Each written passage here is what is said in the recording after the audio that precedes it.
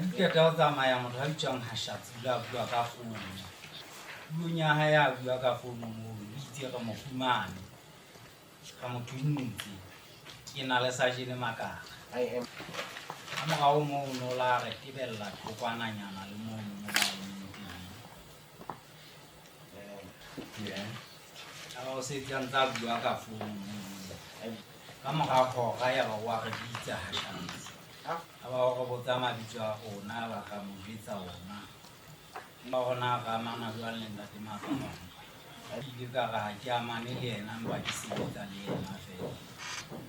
ya ba botsa mahao ya ba gore ke ga ngwana wa hae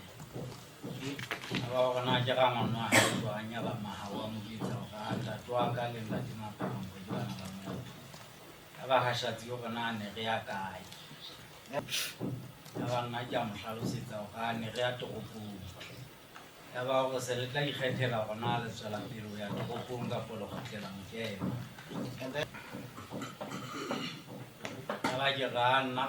ya ba nna ke re ya toropong ya ba e mong a neng a ena le bona moo re na ke mang a tsebang go kganna le ditšhini ya ba ke re ke nna ya ba gore re tlose koloi eno moo e mong hape ya ba gore na lefielo le kae koloi moo ke ra leyo ya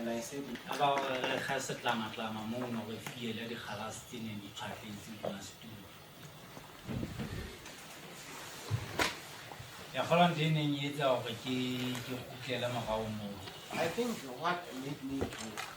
go back there ke lo phutha dikgwaene tseo to collect those coins.